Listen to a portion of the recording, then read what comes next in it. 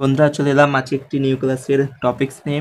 তো আজকে কিন্তু আমরা মাধ্যমিক 2026-এর জন্য নিয়ে চলেছি একটি সাজেশানস ভিডিও। তো এই সাজেশানস ভিডিওতে কিন্তু আজকে আমরা ভৌত বিজ্ঞান সাবজেক্ট থেকে কিন্তু তোমাদের চ্যাপ্টার যে রয়েছে 8.2, সেই 8.2 চ্যাপ্টারে রয়েছে তোমাদের আয়নীয় ও সমযোজী বন্ধন। তো সেই চ্যাপ্টারটি থেকে কিন্তু আজকে আমরা বেস্ট কিছু 2 নম্বর প্রশ্ন দেখে নেব, যেই প্রশ্নগুলো কিন্তু তোমরা স্ক্রিনে যেই টপ সাজেস্টিভ বইগুলো দেখতে পাচ্ছ প্রাইস, ওখান থেকে কিন্তু এই প্রশ্নগুলো কালেক্ট করা হয়েছে।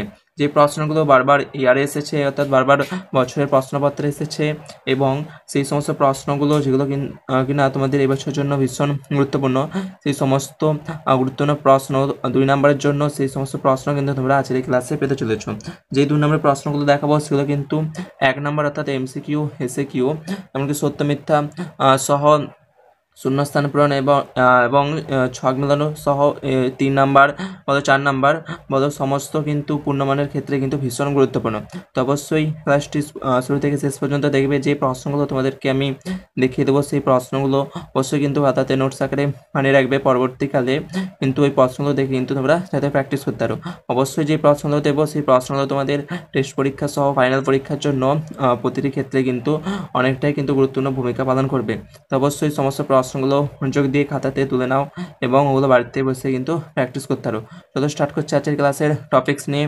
আজকে আমরা মাধ্যমিক 2026-এর চ্যাপ্টার 8.2 অর্থাৎ আয়নীয় সমযোজী বন্ধন, এখান থেকে কিন্তু দেখে নেব কিছু গুরুত্বপূর্ণ সাজেশানস।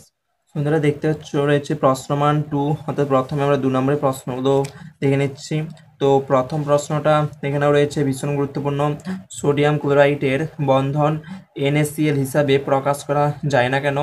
অর্থাৎ সোডিয়াম ক্লোরাইডকে আমরা NaCl হিসাবে কিন্তু এখানে বলেছে যে সোডিয়াম ক্লোরাইডের বন্ধন NaCl হিসাবে প্রকাশ করা যায় না। এর পেছনে কিন্তু তোমাদের সায়েন্টিফিক কিছু রিজন রয়েছে, সেই রিজনগুলো কিন্তু তোমাদেরকে এখানে বলতে হবে। অবশ্যই 2 মার্কস সহ 3 মার্কসও কিন্তু এই প্রশ্নগুলো কিন্তু দেওয়ার চান্স অনেকটাই বেশি, এবং এই সমস্ত প্রশ্নগুলোর ভেতরে যে কনসেপ্ট রয়েছে সেই কনসেপ্টের উপর ভিত্তি করে কিন্তু অনেক তোমাদেরকে ছোট প্রশ্ন দিয়ে থাকে। তো দ্বিতীয় প্রশ্ন রয়েছে তড়িৎযোজী ও সমযোজী যৌগের কিন্তু দুটি তোমাদেরকে ধর্মের তুলনা করতে হবে। তো এখানে তড়িৎযোজী এবং সমযোজী যে সমস্ত যৌগসমূহ রয়েছে, সেই তড়িৎযোজী এবং সমযোজী যৌগগুলির কিন্তু তোমাদেরকে তাদের ধর্মের উপর ভিত্তি করে কিন্তু তোমাদেরকে এখানে তুলনা অর্থাৎ পার্থক্য নিরূপণ করতে হবে। এই পার্থক্যের বেসিসে কিন্তু অনেক প্রশ্ন তোমরা দেখতে হবে। এই পার্থক্য সহ অন্যান্য কিছু প্রশ্ন রয়েছে, সেই সমস্ত অন্যান্য চ্যাপ্টারের এই পার্থক্য কিন্তু অনেক সময় পরীক্ষায় কিন্তু দিয়ে থাকে। তো অবশ্যই পার্থক্যগুলো কিন্তু মনোযোগ দিয়ে করবে। এরপর তৃতীয় প্রশ্ন রয়েছে কোষের আয়নীয় বন্ধন কিভাবে ব্যাখ্যা করো, অর্থাৎ কোষের আয়নীয় বন্ধন কিভাবে গঠিত হয় সেটা কিন্তু তোমাদেরকে এখানে লিখতে হবে। তো অবশ্যই কিন্তু কোষের আয়নীয় বন্ধন এটা কিন্তু তোমাদের প্রিভিয়াস ইয়ারে পড়েছিল, তো অবশ্যই কিন্তু এটা ভালো করে পড়বে। এই প্রশ্নটা কিন্তু এই বছরে আসার জন্য। তো এরপর দেখে নাও চতুর্থ প্রশ্ন, সোডিয়াম ক্লোরাইড ও ন্যাপথলিনের মধ্যে কিন্তু তোমাদেরকে এখানে পার্থক্য দিতে হবে। এই প্রশ্নটা কিন্তু তোমাদের 2019 সালে কিন্তু পড়েছিল। তোমরা চাইলে কোশ্চেন পেপার কিন্তু দেখে, অর্থাৎ প্রিভিয়াস ইয়ারের প্রশ্নপত্র দেখে কিন্তু তোমরা দেখতে পারো। এখানে কিন্তু তোমাদের সোডিয়াম ক্লোরাইড এবং ন্যাপথলিনের মধ্যে বেশ কিছু গুরুত্বপূর্ণ কিন্তু পার্থক্য রয়েছে, সেই পার্থক্যগুলো কিন্তু তোমাদেরকে এখানে জানতে চাইতে পারে। তো এখানে কিন্তু তোমাদেরকে সোডিয়াম ক্লোরাইড এবং ন্যাপথলিনের ক্ষেত্রে কিন্তু তোমরা এখানে বলতে পারো সোডিয়াম ক্লোরাইডের কিন্তু গলনাঙ্ক কিন্তু উচ্চ এবং ন্যাপথলিনের কিন্তু গলনাঙ্ক নিম্ন, এবং সোডিয়াম ক্লোরাইড কিন্তু গন্ধহীন, অর্থাৎ এর কোনো গন্ধ নেই, বাট ন্যাপথলিন গন্ধযুক্ত রয়েছে তোমরা জানো। তো এখানে সোডিয়াম ক্লোরাইড কিন্তু অতিমাত্রায় জলে দ্রবণীয়, অর্থাৎ কিন্তু সোডিয়াম ক্লোরাইড কিন্তু জলে গলে যায়, কিন্তু ন্যাপথলিন কিন্তু জলে দ্রবীভূত হয় না, অর্থাৎ কিন্তু জলে গলে না। তো দেখে নিই পঞ্চম প্রশ্নটি।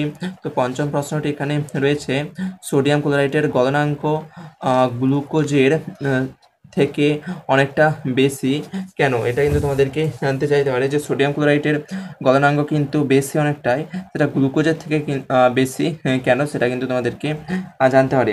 তো অবশ্যই কিন্তু এই প্রশ্নটা কিন্তু ভালোভাবে করবে, যে এই প্রশ্নটা কিন্তু ভীষণ গুরুত্বপূর্ণ। তোমরা জানো যে সোডিয়াম ক্লোরাইড হচ্ছে একটা আয়নীয় যৌগ। এক্ষেত্রে কিন্তু একটি Na+ আয়ন এবং 6টি ক্লোরিন মাইনাস আয়ন অর্থাৎ ঋণাত্মক আয়ন রয়েছে। তো সেক্ষেত্রে কিন্তু সেই ভিত্তিতে কিন্তু তোমাদেরকে এখানে কিন্তু গ্লুকোজের সাথে সাথে এর কিন্তু একটি রিলেশন বার করতে হবে, যার দরুন কিন্তু এখানে সোডিয়াম ক্লোরাইডের গলনাঙ্ক কিন্তু ওই গ্লুকোজের থেকে বেশি, এরকম করে কিন্তু তোমাদেরকে লিখতে হবে। আশা রাখছি প্রশ্নগুলো তোমরা তোমাদের সাজেস্টিভ বইতে কিন্তু পেয়ে যাবে।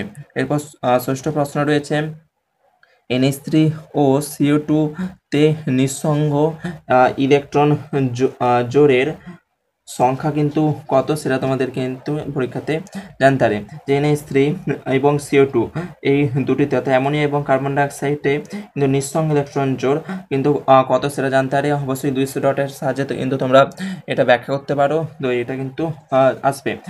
এরপর সপ্তম প্রশ্ন রয়েছে, অষ্টক সূত্র কি?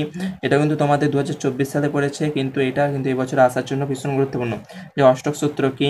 এরপর ভিতরে কিন্তু তোমাদেরকে কোশ্চেন কিন্তু দিতেই পারে। এরপর অষ্টম প্রশ্ন হচ্ছে, তরল হাইড্রোজেন ক্লোরাইড তড়িৎ পরিবহনে সক্ষম হয়, কিন্তু গলিত সোডিয়াম ক্লোরাইড তড়িৎ পরিবহনে সক্ষম ব্যাখ্যা করো।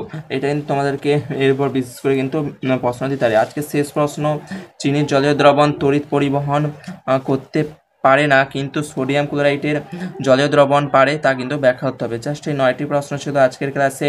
এছাড়াও কিন্তু অনেক প্রশ্ন কিন্তু তোমাদের করে রাখতে হবে, কারণ এটা ভৌত বিজ্ঞান, তাই ভৌত বিজ্ঞানের ক্ষেত্রে কিন্তু একটু সায়েন্টিফিক, তাই অবশ্যই কিন্তু বেশি প্রশ্ন করে রাখবে, কারণ সায়েন্সের ক্ষেত্রে কিন্তু কোশ্চেন সাজেশান দেওয়া কিন্তু খুবই জটিল। এই প্রশ্নগুলো যে দিলাম এগুলো কিন্তু তোমাদের টেস্ট পরীক্ষা সহ ফাইনাল পরীক্ষার জন্য ভীষণ গুরুত্বপূর্ণ, তাই অবশ্যই কিন্তু সমস্ত প্রশ্ন কিন্তু রেডি রাখবে। চলো দেখা হচ্ছে বন্ধুরা নেক্সট ক্লাসে। পরের ক্লাসে কিন্তু আমরা অন্যান্য সাবজেক্টের অন্যান্য ক্লাস নিয়ে আলোচনা করব। তো দেখা হচ্ছে নেক্সট ক্লাসে। অবশ্যই চ্যানেলটা নতুন হয়ে তাহলে অবশ্যই সাবস্ক্রাইব করে রাখতে ভুলবে না।